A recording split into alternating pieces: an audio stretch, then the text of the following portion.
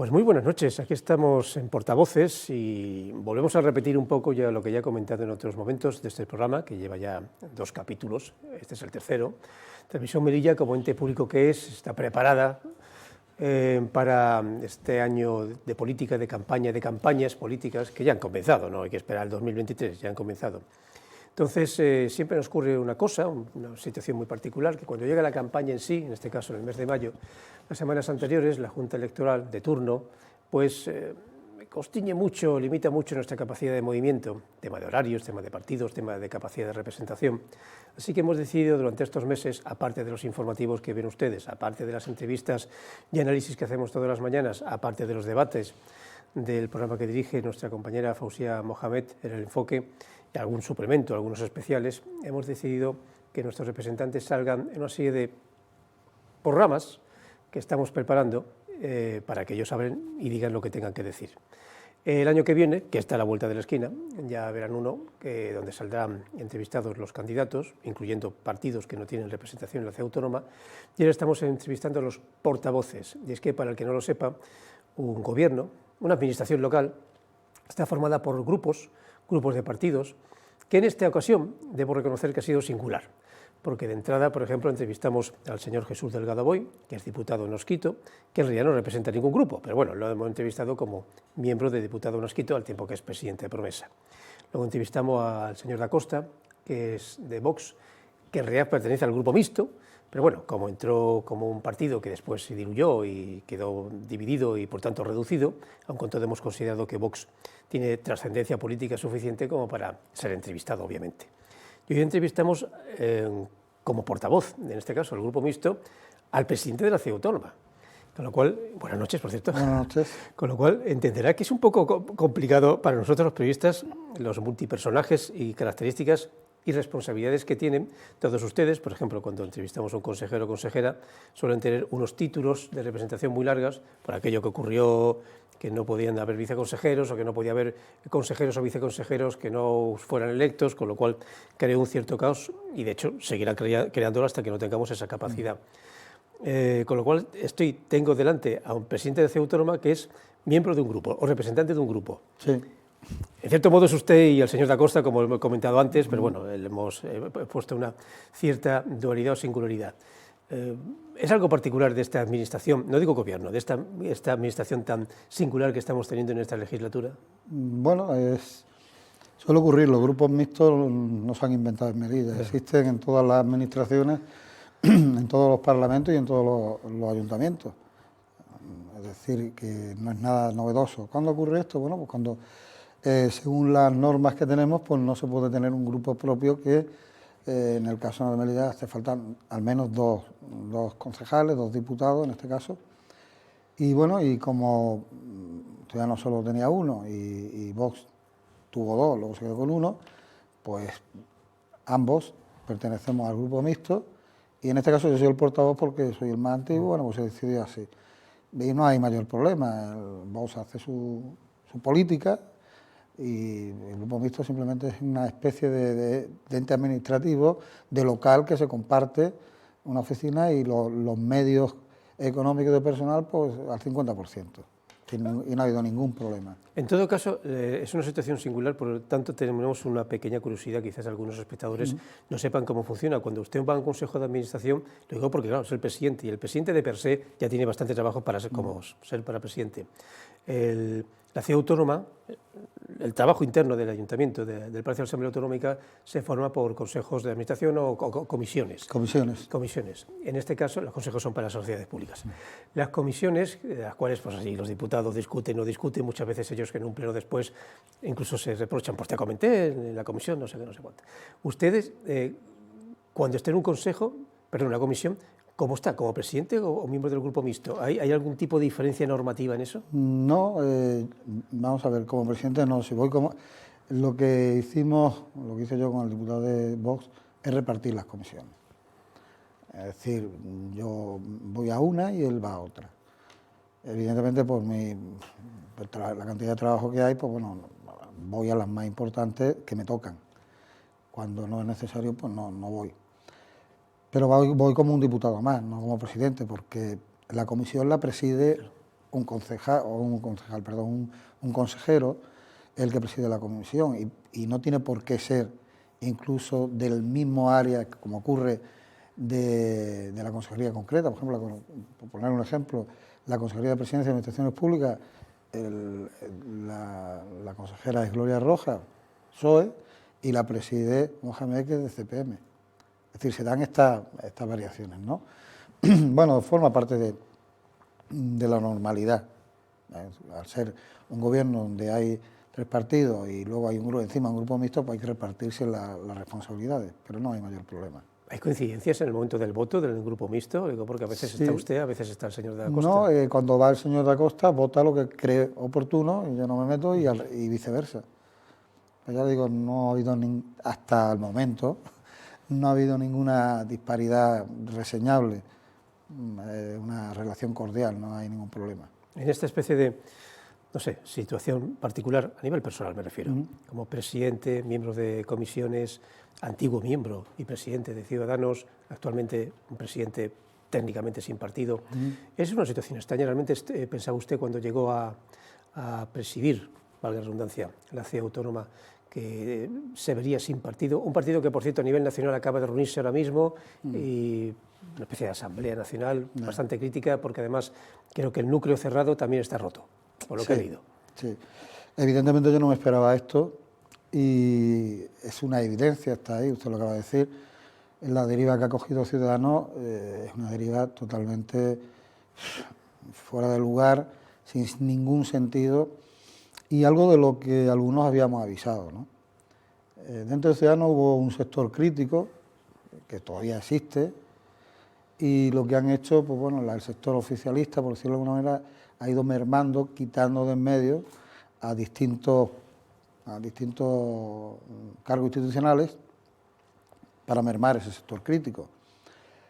Sector crítico que en las negociaciones que hay ahora lo está llevando Paco Igea, y Paco Igea, cuando presentó el sector crítico, si llega a ganar, pues yo estaría en la ejecutiva de Ciudadanos, porque la idea era que los cargos institucionales estuviéramos ahí. Como esto obedece a otros intereses muy particulares, la señora Arrimada y algunos de los que están con ellos, que solo conozco a Edmundo Val, porque los demás son nuevos, no han desaparecido el resto, bueno, pues se mueven por criterios personalistas, de que este es mi reino y aquí no me muevo, ¿no? Y así les va. Es lamentable que gente que hemos apostado por Ciudadanos, que nos metimos en política porque creemos que hay otra posibilidad, que una posibilidad liberal progresista, bueno, han cercenado esa ilusión, se han cargado ellos, no nosotros, el partido, y la prueba está que la última encuesta que ha salido, que hoy he escuchado en la radio, no nos da ningún diputado en el Congreso en las próximas elecciones. La pregunta es, ¿cómo de 57 nos vamos a 0? Y los únicos que, de alguna manera, hemos sido castigados son los que no hemos tomado esas decisiones. Yo estaba en contra de esas decisiones, lo dije en su momento, cuando tenemos 57 diputados, aquella posibilidad de pacto, el pacto del abrazo, que se cargó Podemos, por cierto, y luego la posibilidad de seguir en ese pacto, en ese verano. Yo era partidario de ese pacto, como muchos de Ciudadanos, un pacto con el PSOE para evitar que Bildu, que Podemos y que toda esta gente entrara en el gobierno. No se nos hizo caso, al contrario, pues se nos ha perseguido, se nos ha retorcido y bueno, y han hecho lo que nadie entiende, y yo el primero, es decir, el cargo institucional de Ciudadanos mayor que ha habido y que habrá, porque Ciudadanos aparece, he sido yo, y nunca he tenido apoyo, ni siquiera en las elecciones. O sea, directamente han pasado a Ceuta y Melilla. Y además de Ceuta pasó lo mismo, ¿no? Bueno, abrieron un expediente, me expulsaron, un expediente que no hay por dónde cogerlo, con nocturnidad y alevosía, está recurrido y alguien tendrá que dar explicaciones. Hay una demanda civil, por otra parte, y bueno, yo no estoy pidiendo que me readmitan ni nada de eso, yo estoy pidiendo que se anule una decisión que es a todas luces antidemocrática, antijurídica, fuera de todo lugar, sin una consistencia, simplemente un dedazo que se le ocurre a alguien en un momento dado. Mira, voy a poner un ejemplo, aparte de que hay muchos que están como yo, y no voy a ir a lo de refrán, mal de mucho consuelo de tontos. Hay uno que en mi mismo tiempo, un alcalde de Madrid, de una ciudad de Madrid, de las cercanas ciudades de la ciudad dormitorio, pues bueno, le abrieron 2 causas, lo procesaron y no le abrieron un expediente disciplinario. Y a mí no me han abierto ninguna causa, a mí me llamaron a declarar a un asunto del cual se sobreseyó totalmente, o sea, no tengo ninguna... Y bueno, y toman esa decisión. El agravio comparativo es evidente, ¿no? Un señor que está condenado, ¿qué tal? ¿Qué pasa? Que este alcalde es de la cuerda de Edmundo Val, por ejemplo, ¿no? En este caso. Por curiosidad, lo digo porque incluso me lo preguntaron algunos compañeros de los medios de comunicación, ¿mantiene usted cierta amistad o relación, al menos incluso social, con antiguos compañeros de Ciudadanos en Melilla? Es más, ¿sabe si, aunque sea de forma simbólica, Ciudadanos volverá a presentarse? No. Porque yo creo que no, pero... No, es más, cuando me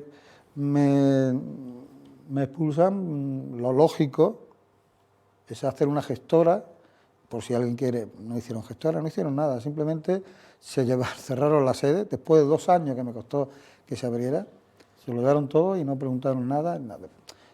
Es verdad que hay alguno por ahí que va diciendo cosas que no se ajustan a la realidad. No ha querido, Ciudadanos le ha pasado página con Melilla, igual que con Ceuta, no le interesa nada más que su historia ahí arriba en Madrid y poco más. Está cayendo en todas las ciudades, pasa lo mismo, en Andalucía, en Canarias. Yo tengo antiguos compañeros que ya no están, casi todos se han ido, y bueno, hay algunos que pretenden esa refundición nueva, que yo creo que no va a ningún sitio. Ya ha habido disparidad entre Edmundo Val y Inés Arrimada. Yo creo que Inés Arrimada ha sido lo tengo que decir así, para mí ha sido una decepción enorme. Salió de Barcelona y bueno, esta mujer lo único que ha hecho es lo que se encontró de mal, lo ha hecho peor, se lo ha cargado entero. Entonces yo creo que los que hay que pedir responsabilidades, y las van a tener, va a ser la urna, pues son a esta ejecutiva que ha hecho, bueno, que se ha cargado el partido. Quizás los últimos que queden, a ver, no quiero prever resultados ni autonómicos, ni municipales, ni generales de Ciudadanos, pero los últimos que queden sean los eurodiputados. En su momento, sí, claro, no hay elecciones hasta el 24, efectivamente, si no lo recuerdo. Tienes razón. Son eurodiputados, por eso hay algún eurodiputado que ya está buscándose las banderas de Ceuta y Melilla, por ejemplo, para ver si lo adoptan en el PP. Bueno, vamos ya con el presidente, que bueno, viene a ser la misma persona, pero vamos a centrarnos un poco del tema de la ciudad de Melilla, por el cual constantemente la verdad es que ya se ve un ambiente social, más político que social, y es normal, no es un sentido crítico, son unas elecciones interesantes, singulares, donde, y lo digo casi como un observador, lo definía así hace varias semanas cuando lo entrevisté anteriormente, como un observador de lujo porque es que los ve directamente, tanto los miembros del gobierno como la oposición. Melilla no, los políticos que representan a Melilla o que quieren representar a Melilla se la están jugando ya no solamente por tener más o menos resultados, sino incluso a nivel personal algunos de ellos, y algunos muchos de ellos, diría yo. Quiero decir, si pierden, podrían incluso algunos perder la carrera política o desligarse o dejarlo, sí. Y por tanto, al contrario, si ganan, pues en un refuerzo. Efectivamente, los que quieren seguir a toda costa, a pesar de los pesares, es porque quieren, recuperar un poder perdido, porque parece que no hay otra misión en su vida, y algunos de los que están, pues bueno, si dejan de estar, pues algunos volverán a su trabajo, los menos, y otros pues tendrán que buscar, que trabajar como todo hijo de vecino y buscarse el sustento, ¿no? Mire, la política hay que tener muy claro para lo que se está en política. Yo lo tengo muy claro. La política se viene a servir, no a servirse, y a la política, tal y como está planteada en esta ciudad, nada más que hay que ver los plenos de control, que solo valen para insultos, para agravios personales, para manipular la opinión pública. Yo creo que se está haciendo un flaco favor a esta ciudad, y los partidos son necesarios, pero es necesario partidos serios, es necesario partidos que se renueven. No se pueden tener partidos, lo que es así de claro, como por ejemplo el PP, que pretende otra vez acceder al poder, que se les vaya quitando la cabeza lo de la mayoría absoluta, porque eso no va a ocurrir, sin variar absolutamente nada. Es decir, si es que es más de lo mismo. Han tenido la oportunidad de renovarse, de buscar gente que seguro, que en esta ciudad hay gente capacitada, en el PP no me cabe ninguna duda, pero gente que no se les ve. Es decir, no podemos tener, y en los otros partidos exactamente igual, hay que renovarse. Yo, como ha dicho usted, yo seré un espectador desde la barrera, porque como yo no he venido a quedarme ni a amarrarme al sillón, lo he dicho siempre y lo demuestro. Esta es una legislatura en la oposición y voy a estar otra legislatura ejerciendo el poder y me voy a mi casa, no hay ningún problema. O sea, de ninguna de las maneras he tomado yo esto jamás como voy a llegar aquí y voy a vivir de esta historia. Lo lamentable es que la gran mayoría, no digo todo, pero la inmensa mayoría, vive de la política, de un sueldo público, porque a lo mejor no tienen otro sitio donde agarrarse, pero es que esto no debe ser una agencia de colocación, y lamentablemente lo es. ¿Partidos localistas o partidos nacionales? Usted procede, vale, ahora ya no, pero procede de un partido de calibre nacional. Lo digo porque ambos tienen sus más y sus menos. Por ejemplo, no lo digo en un tono despectivo, depender de Madrid a veces es bueno, sobre todo si el gobierno encima coincide, cosa que a veces ocurre. En cambio, los partidos localistas, a nivel nacional, defienden que sí, que es bueno defender la estructura o idiosincrasia de un lugar determinado, en este caso Melilla, que para idiosincrasia es la nuestra. Pero, por ejemplo, ayer vi la presentación de partidos en Aragón por el tema de la falta de población y de repente pueden colar un diputado y eso puede marcar la diferencia entre una mayoría absoluta o no. ¿Qué fuerza tiene más? ¿Una localista? Porque ya el PP y el PSOE siempre se han presentado en las nacionales, también otros partidos, pero todos sabíamos que no iban a salir. Pero bueno, CPM rozó un senador, lo rozó, sí. Incluso rozó también el Congreso, le faltó poco, sí, muy poco. 80 votos me parece, muy por ahí, muy poco. Vamos a ver, la pluralidad política es buena, es decir, el bipartidismo per se no es lo mejor, es lo más cómodo, para los partidos grandes, evidentemente. ¿Los partidos pequeños son necesarios? Sí. ¿Cuál es el problema? Que siempre estos partidos localistas, a lo largo de toda nuestra historia, no de la historia más reciente, sino antes del franquismo también pasaba, ¿no? Es decir, hay partidos que son más localistas, como el PNV o los partidos catalanes, que son los que se han convertido en bisagra de los gobiernos y son los que consiguen determinadas ventajas, determinadas prebendas a la hora de darle las mayorías, ya sea al PP o al PSOE. Aquí son lo mismo. ¿Cuál es el problema? Que ellos tienen ese monopolio de ser bisagra. Otros partidos localistas más pequeños lo tienen muy difícil. Y sí tiene que haber partidos localistas, pero les voy a poner un ejemplo. El partido de Canarias, que tiene no me acuerdo el nombre ahora, una diputada, bueno, ha conseguido cosas, pero mucho menos de lo que puede conseguir un PNV o una Esquerra Republicana, etcétera, etcétera.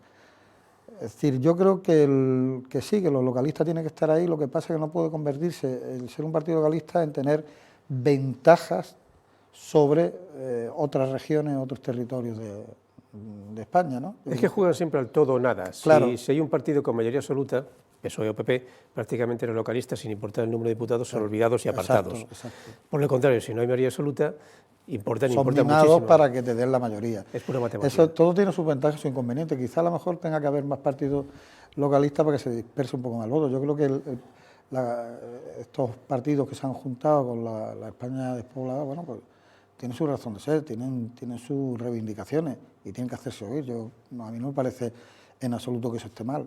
Gobierno multicolor aparte, me refiero al nuestro, que obviamente la oposición la aprovecha para criticar el enfrentamiento que hay, y también la verdad es que a veces el gobierno les pone en bandeja ese enfrentamiento. Me acuerdo en otoño un pique de estos que hay de vez en cuando entre PSOE y coalición, creo que era contra la delegada del gobierno, que hubo de un par de semanas donde la oposición, en este caso el PP sobre todo, y los medios de comunicación lo vimos todo como si fuera un partido de tenis. O sea, entre ellos dos, que sí, que no, luego se enfrían, luego vuelven a calentarse, eso va por racha, va por fechas.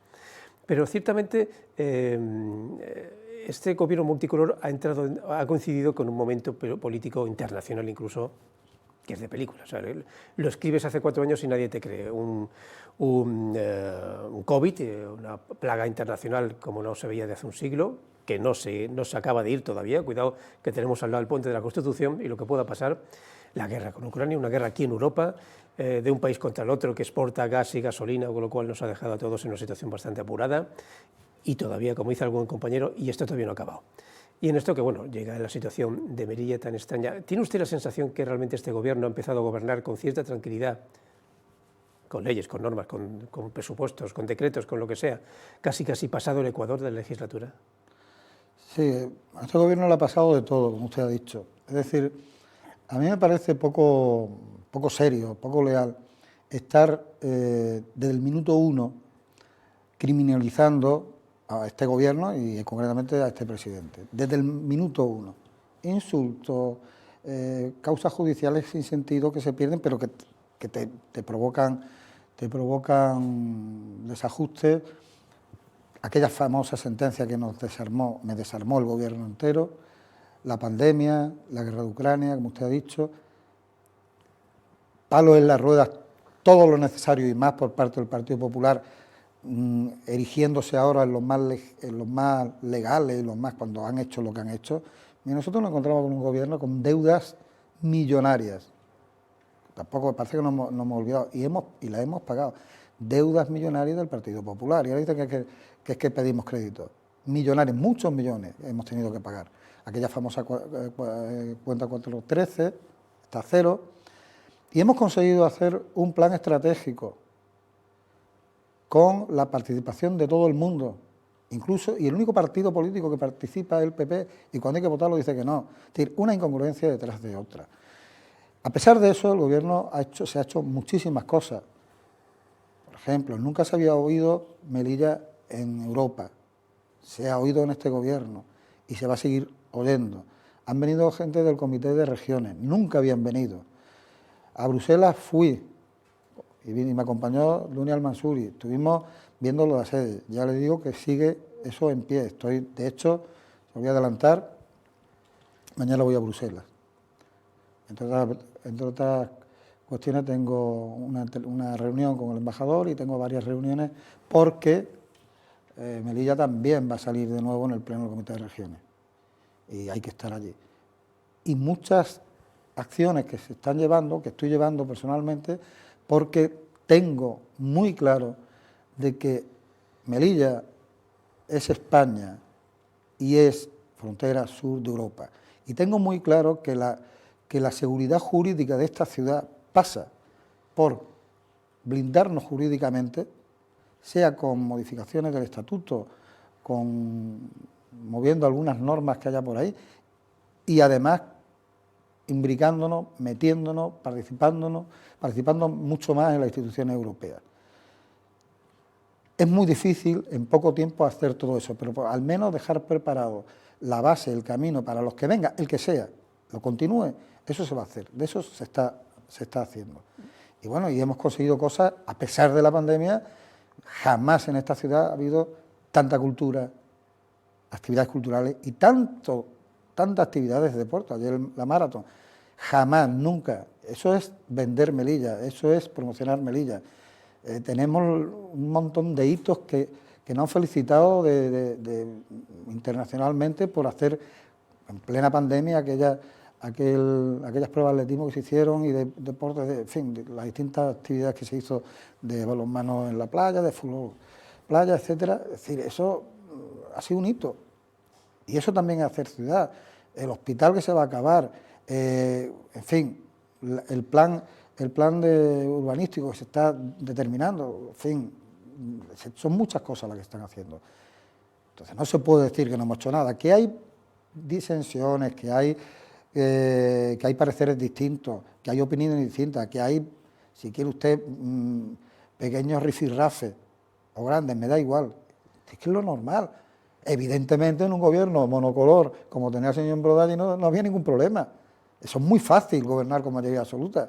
Lo que diga el presidente va a misa y punto. Pero es que no estamos en ese espacio, en ese escenario, y no vamos a estar. Y el gobierno que venga, el que sea, tendrá que pactar. Y va a tener una ventaja, que a lo mejor se acaba la guerra de Ucrania, que a lo mejor se acaba el COVID y que a lo mejor se acaban muchas cosas que estamos padeciendo ahora. Me acuerdo de esa exdiputada que no se iba a ir de Melilla, que me decía que si yo me iba a no sé dónde, ya está ya en Granada, decía que menos mal que a ellos no le había tocado lo del COVID, se le escapó, ¿no? Pues sí, menos mal, nos ha tocado a nosotros. Yo creo que se ha resuelto bien en Melilla, en vacunación hemos sido de los primeros en cubrir la solución del problema, y como usted bien dice, tenemos que seguir expectantes porque esto no se ha acabado. Quería dejarlo para el final de la entrevista, pero bueno, usted ya ha puesto el pie, así que voy a preguntarle sobre la posible oficina de Europa. Antes de nada, explicación a los televidentes, por si no nos siguen, porque esto es un poco complicado, aunque muy prometedor. Melilla quiere una oficina en Europa, hay varias formas, una de ellas es tener una oficina privada al exterior del Parlamento, pero con capacidad de conexión. Es una opción. La otra opción es tener una oficina dentro del propio Parlamento, que se muda además con los diputados, porque una semana al mes es en Estrasburgo, 3 semanas al mes es en Bruselas. Y hay otra opción, que es estar dentro de la embajada, porque España tiene en Bruselas, en Bélgica, varias embajadas. Obviamente que con el propio país tiene una embajada también en la OTAN, y tiene una embajada con la propia Unión Europea. En esa embajada hay oficinas de varias autonomías y en esa embajada pues queremos meter nosotros, si me permiten el término, una oficina, una representación. ¿Habría oficina antes de que acabe la legislatura? Sí, yo tengo la esperanza de que mucho antes de que acabe la legislatura. Mire, una oficina en la sede de la embajada del representante para la Unión Europea, que es un embajador. Allí hay 6 comunidades. Entonces yo, en la visita que hicimos en junio, estuve hablando con el embajador y nos dio esa opción. Desde entonces yo sigo, lo llevo personalmente este tema, no lo lleva nadie más, y estoy en ello.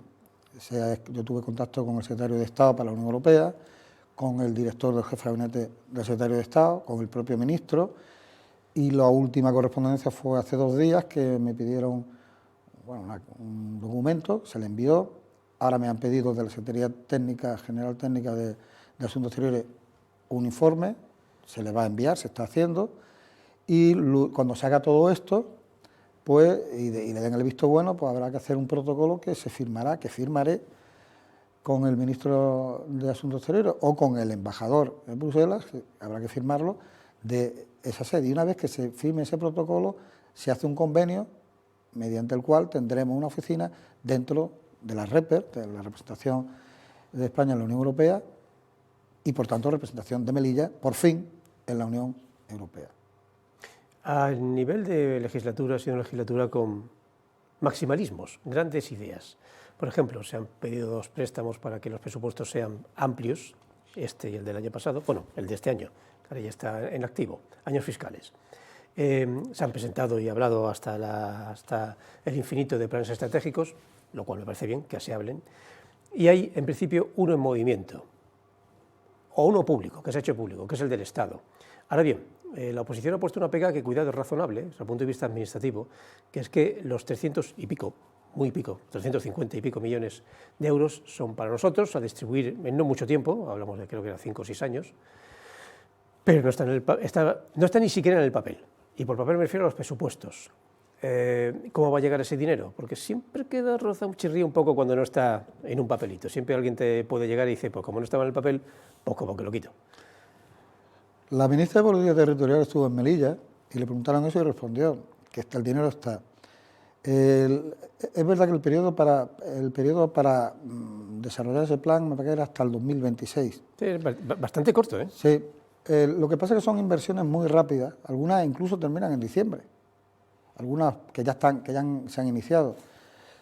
Pero mire, lo importante, yo creo que eso se aprobó en Consejo de Ministros, la ministra de Política Territorial ha venido a Melilla, se vio en las Cortes, es decir, eso no es una mentira, eso está ahí.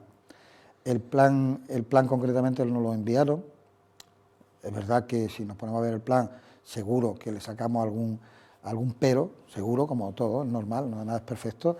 Y por ello hay una comisión que el otro día se inició la presentación y próximamente se reunirá para hacer el seguimiento de este plan.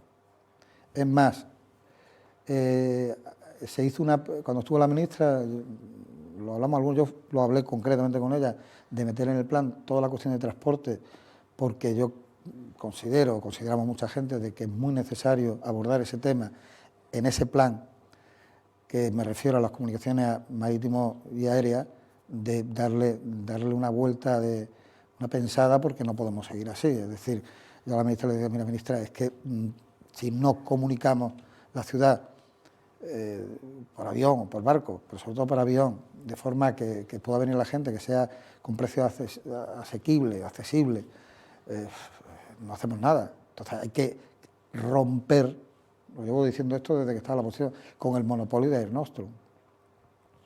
A lo mejor hay que buscar esas subvenciones que se hacen, hacerlas sobre una base, un precio, una tarifa plana de alguna manera, porque claro, si yo subvenciono, vale el billete de 100 y subvenciono el 70%, y cuando voy a dar la subvención, usted, empresa, me lo pone en 200 euros, pues no hemos hecho nada, ¿no? Ese es el ejemplo básico que le comenté. Entonces me dijo que sí, que lo iban a mirar, que lo iban a meter. Bueno, tengo confianza en que cumplan lo prometido. Si no lo cumplen, habrá tiempo de recriminarlo. Ya me gustaría tener aquí al director del aeropuerto para hablar de la siguiente pregunta. A ver. ¿Se ha llegado a comentar con el Gobierno la posibilidad, viendo que el tema ILS para poder aterrizar con poca visibilidad no se puede aplicar, ya que tendríamos que poner instrumentos en Marruecos con todo lo que eso representa? O sea que no. Existe otro sistema, otro formato que ahora existe, que es mediante GPS. Lo digo porque es cierto, siempre la aeronáutica nos comenta que solamente un 3% de vuelos se anulan en Melilla, muchos de ellos concentrados en unos días, por eso se hacen muy conocidos, pero claro, a mí me gustaría ver a Madrid que un 3% de sus vuelos en Suárez, en Adolfo Suárez, se anularan completamente. Un caos. En la que se podría armar, vamos, no le cuento cómo se pondría Ayuso, y esta vez con razón. Así que, bueno, las tecnologías nos permiten una cierta capacidad, porque aquí, según he estado hablando con los profesionales, no nos afecta mucho el viento. Hoy tenemos viento. No nos afecta mucho tampoco la lluvia, lo que nos afecta son las nubes bajas. Bueno, si se reúne todo, entonces sí. Podríamos entender que no hubiera vuelos cuando nos toca a veces una vez al año esas tormentas del desierto que son hasta bellas si no fuera por lo que nos dejan colgados. Pero hombre, hay momentos en los cuales uno siempre tiembla en enero, o estos vientos, estos levantes bajos, que ni siquiera sopla nada, pero es una nube baja y sabes que no vas a llegar y sabe que nadie va a despegar. Ya no le echo la culpa en Nostrum, es un tema de que no se puede tener una ciudad... No se puede tener una ciudad así, evidentemente no se debe tener una ciudad así. Sistemas de aproximación, yo no soy un especialista en esto, yo hablo un poco de oído, ¿no?, de que me ha dicho algún piloto. Sí se puede hacer, sí se puede hacer. Mira, aquí el problema siempre es lo mismo, es nuestro vecino, que pone pegas por todos sitios. Entonces, la aproximación a Melilla por satélite o por GPS, como ha dicho, a mí me decía un piloto que no había ningún problema. La ampliación de la pista, mire, se trata de una obra pública que a lo mejor cuesta 300, 500 millones, no creo que cueste más. Eso daría mucha versatilidad y más posibilidades para Melilla. Pero lo que está claro que no vale decir no, hay que buscar soluciones, sean con obra pública, sean con instrumentos apropiados, sean con aviones que puedan aterrizar aquí. Les recuerdo hace muchísimos años cuando aterrizaban los reactores aquellos que desafortunadamente acabó como acabó, ¿no? Mire, el cambiar la denominación del aeropuerto de la letra B a la C o como sea, no es la solución. Eso se dijo cuando vino el ministro se me olvidó el nombre. De infraestructuras, sí. En su momento la ministra. El ministro, Ábalos. Entonces, a mí me dijo que se cambiaba de forma inminente, se cambiaba la denominación, la tecnología del aeropuerto que permitía aterrizar, por ejemplo, la Airbus 320, ¿no? Lo dudo. Yo también. No, puede aterrizar, pero sin peso. Vacío, sin que sería muy mono, claro. Sí, pero vamos. El problema de los aviones es que necesitan pistas para poder ir cargados, claro. Una empresa no va a fletar un avión de este calibre si no lo puedo llenar. Entonces, ¿qué hay que hacer para eso? ¿Alargar la pista 100, 200 metros hacia el norte? Porque al sur es complicado. Pues que se alargue. Es decir, es una cuestión de obra, es una cuestión de voluntad política. ¿Ahí Nostrum no tiene nada que ver en esto? Pues no lo sé. No sé si tiene algo que ver, pero hay una cuestión que es muy clara. Vinter operaba en Melilla hace años. Vinter opera en Canarias sin ningún problema, con vuelos por 28 euros a no residentes entre islas. Lo digo porque lo he cogido y me sorprendió. ¿Por qué Vinter no opera aquí? Pues por la misma razón que Air Nostrum no opera en Canarias. A lo mejor tiene un entente cordial, ¿no? Yo no me meto en tu terreno, tú me metes en el mío. Yo creo que habría que ampliar esa oferta, empresas que vengan, porque luego lo que no podemos aguantar es los veranos calamitosos que pasamos, que se juntan todos, y no es cuestión de tiempo, ni de verías técnicas, ni historias, son que tienen tanto número de aviones y cuando les falla uno por ahí pagamos el pato nosotros, porque estos van en rotación. Me falla el de Valencia, pero me interesa más porque en verano llevo más turistas, pues que el Melilla se aguante. Entonces, eso es lo que hay que terminar porque tenemos tanto derecho como cualquier otro ciudadano español a tener las mismas posibilidades de comunicación. Y yo diría que más, dada nuestra situación fuera de la península, en otro continente, que es una situación que jugamos con desventaja. Entonces, igual que se hace un kilómetro de AVE que vale no sé cuántos cientos de millones de euros, digamos, que se arregle esto, ¿no?, del aeropuerto. Y si hay empeño, yo creo que se podría conseguir. Marruecos va a poner siempre pegas, siempre, pero bueno, habrá que buscar otra alternativa o otra forma de llegar a Melilla, no lo sé. Hablemos del país vecino. Sí. A ver, el país vecino, el enero, febrero, más tardar, llega la apertura del año comercial. Llega tarde, pero llega, al menos llega. Sobre todo porque eso ya lo obliga a Marruecos, por más que se diga lo contrario, a un reconocimiento político de la ciudad con la cual abre la aduana comercial, y eso ha tenido que, permíteme un poco el término desagradable, tragárselo. Pero a la pregunta es que, además, no aduana, aduanas, cuidado, que Ceuta abre la suya por primera vez, nunca la ha tenido, tendría que verlo, descubrir un nuevo mundo, pero nosotros somos más veteranos y nos gustaría una aduana comercial rentable. Usted lo ve, porque el señor, el ministro de Exteriores, promete mucho y con sonrisas, con alegría, con una normalidad sociopolítica y económica, pero por ahora Marruecos está siendo duro, cruel y mal vecino en el tema del paso fronterizo. Sí, estoy totalmente de acuerdo. Marruecos es un vecino difícil, un vecino complicado y un vecino que juega en lo que se conoce hoy en día como las zonas grises. Es decir, no ya como las guerras híbridas o las guerras, no, las zonas grises. Es decir, voy a uso mecanismos pues, para fastidiar al vecino, ¿no? Y una forma de fastidiar al vecino es pues, una aduana que funcionaba, creo que era de 1886. 1956, prácticamente. No, pero estaba... bueno, perdón, anteriormente, sí, el Tratado sí, sí, verdad. 1886, o sea que, sí, que no es nada nuevo. No es nada nuevo, es cierto. Entonces, el abrirla o no abrirla no es que nos reconozcan lo que no quieren reconocer, es que ya lo teníamos. Ellos saben que no pueden reivindicar esto desde el punto de vista territorial, como colonia, eso se vino abajo en la ONU cuando lo intentaron, que nos metieran dentro del listado de zonas a descolonizar. Le dijeron que no. O sea, ¿qué está usted hablando? Esto es España desde mucho antes de que ustedes existieran, ¿no? Entonces no tienen ninguna razón que no sea porque el que somos vecinos, pues también somos vecinos de Francia y nos reivindicamos Francia, es decir, que no va por ahí. Entonces ellos, pues bueno, de alguna manera tienen que hacer su papel de mal vecino, ellos hacen su juego y nosotros deberíamos, pues a lo mejor, ser un poco menos tibia a lo mejor, no lo sé. Entonces ellos van a seguir con esa dinámica, ahora suelto un poco, luego lo agarro, ahora vamos a abrir la frontera, ahora no la vamos a abrir. Yo espero que en enero se reúna esta reunión de altos de los gobiernos Rabat y Madrid, que se reúnan y que decidan por fin que esto se normalice.